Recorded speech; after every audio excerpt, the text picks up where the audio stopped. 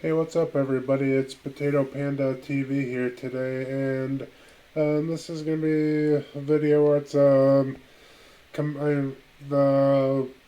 commanders I currently use for my EDH deck. So, I figure it's kind of video I've been wanting to do for a little bit, and I'm sure I'll probably kind of do them as or do like updates as I like add more command or create more and add more commander decks throughout the years or whatever. But yeah, I just kind of wanted to do a video of this of the commanders that I have right now, and as you can see right now, I have eight commanders and eight commanders and EDH decks. So I figured I kind of just go through them and let's see. So I believe this was like the first one. I think I put together ones before I did this one, but I ended up nearly not liking the theme, so I took them apart. So I think this is probably the commander for the EDH deck I've had for the longest one, which is so this is Alayla, or I'm not sure how to pronounce it. Alayla, Artful Provocateur, and she is a legendary a fairy warlock with a 3 or a 2/3, and she is a white or colorless white, blue, black, and she has flying, death touch, and lifelink. And this is a white, blue, black flying, or the theme for this one is flying. So all of the creatures I have in this deck have or one of their abilities is flying, so that's one thing that they all have in common. So all their creatures you control with flying get +1, +0, and then whenever you cast an artifact or enchantment spell, create a 1/1 uh, blue fairy creature token with flying. So as far as I said, I think this is the deck I've had the longest. That I still can currently have. And then let's see. I'm trying to see.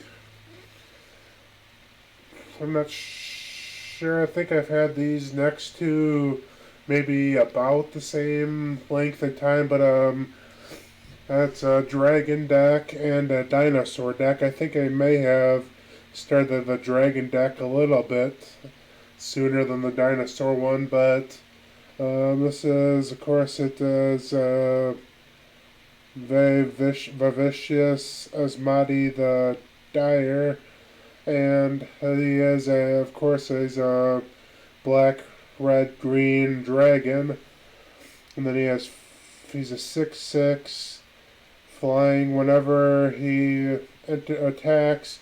For each player, choose target permanent that player controls. Those players sacrifice those permanents. Each player who sacrificed a permanent this way reveals the top card of the library and puts it onto the battlefield if it's a permanent card. So I think that's kind of a. I guess I don't know why I picked this drag. I guess I just kind of like the features of it, but I thought it was a neat dragon. But then this is probably my favorite commander that I have as of right now, and it is Gishath Sun's Avatar. I believe that's how it's pronounced. It's 8 mana, so it's pretty big. But most dinosaurs have a lot of or have mana heavy, and this one is. I mean, dragons are pretty heavy too. It needs 6, but this is a red, green, white dragon deck. When he has 7/6, he has trample, vigilance, and haste. And one of the reasons why I kind of like this commander is his ability when he deals combat damage to a player, reveal that many cards from the top of your library, put any number of dinosaur creature cards from among them onto the battlefield, and the rest on the bottom of your library will land a mortar. So I mean, this could be pretty useful. Oops, sorry about that. I just had some dust in my phone and I was trying to clear it off and it knocked down the brightness. But starting off at 7.6, I mean, you could bump this creature up pretty good, and say even if having like like a 3/3 on it or something like that, or like just to make it a round number, you put a 3/3 on this, and it makes it a 10/9 creature, and you swing it at somebody that either doesn't block or doesn't have any blockers. You can theoretically take 10 reveal 10 cards from the top of your deck, and if they're all 10 of them are dinosaurs, you can reveal them and put them on the battlefield for basically free. So, or however many creatures you reveal or dinosaurs you reveal. So, I know you can get a lot of dinosaurs on the battlefield pretty quick without really having to pay any mana for them. So that's really why I think this is my favorite commander that I have as of right now. And then let's see, I think my next one was this zombie deck, and it is Storev, Devkaran Lich. I'm sorry if I really screwed that name up, but it's a 1 colorless, 2 black, and a green. He's a zombie elf wizard with trample. He's a 5/4, and whenever he deals combat damage to a player or planeswalker, return to your hand. Let's see.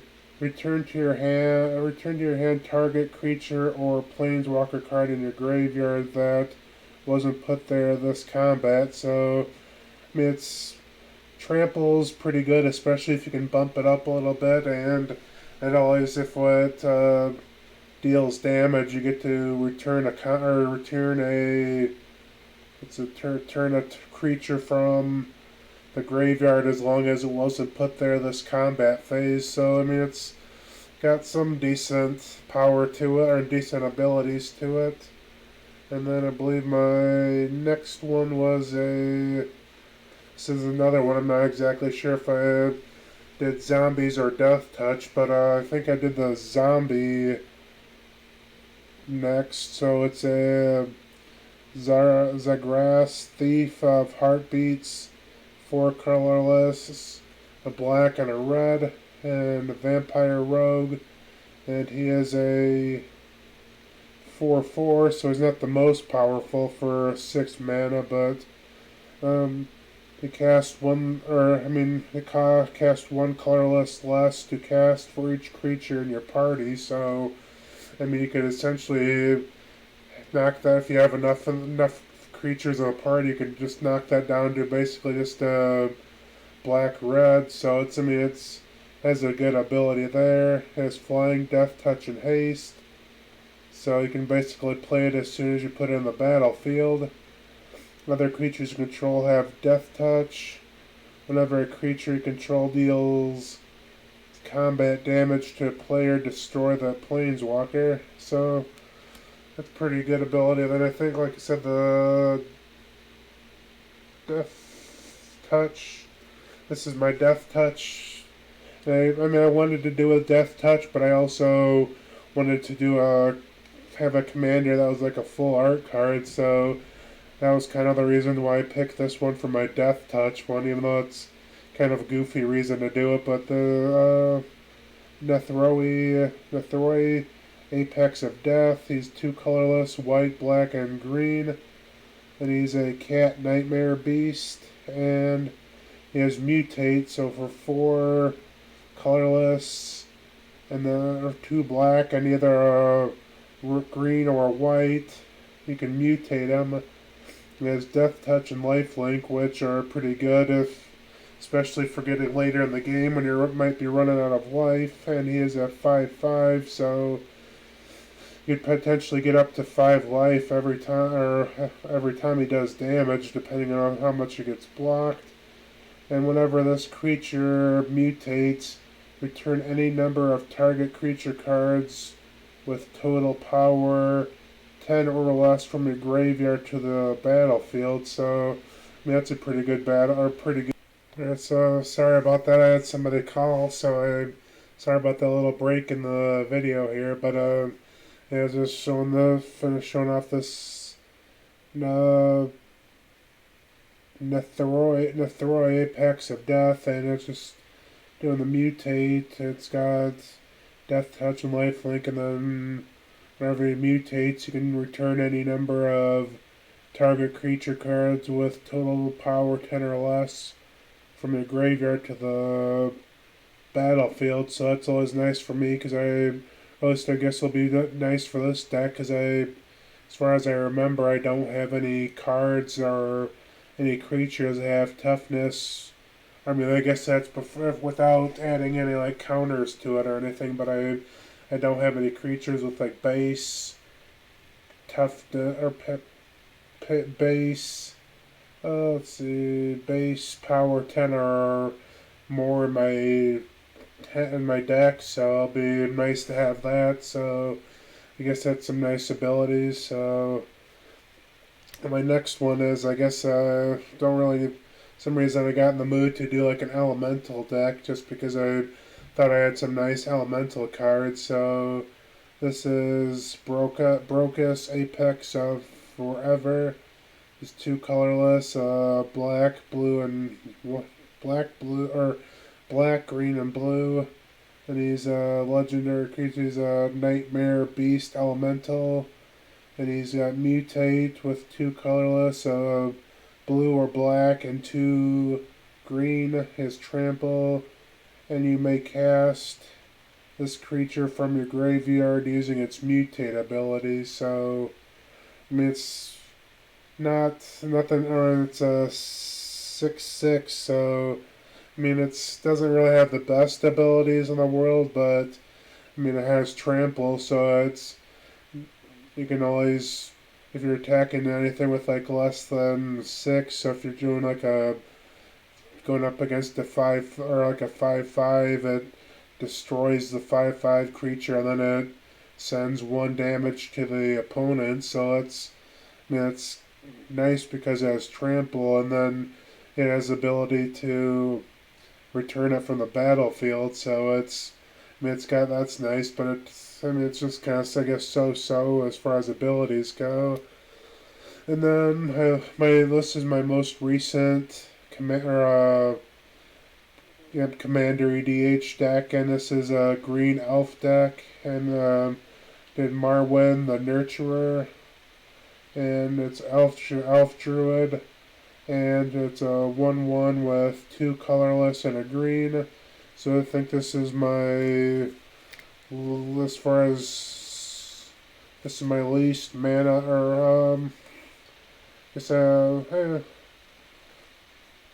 I guess it's about the kind of mid range, or mid as far as like mana cost. So, she has, whenever, like I said, it's a green elf EDH deck, and whenever another elf enters the battlefield under your control, put a 1/1 counter on Marwyn, and then you tap, add an amount of green equal to Marwyn's power. So, I mean, I guess if you get this put in, let's see, enters the battlefield under your control. If you put this in at like later in the game, if you have a longer game where it's like turn like 8 or 9 or something, and you have like 7 or 8 or like 5 elves in there, you put 5 +1/+1 on it. So makes there a 6/6, and you add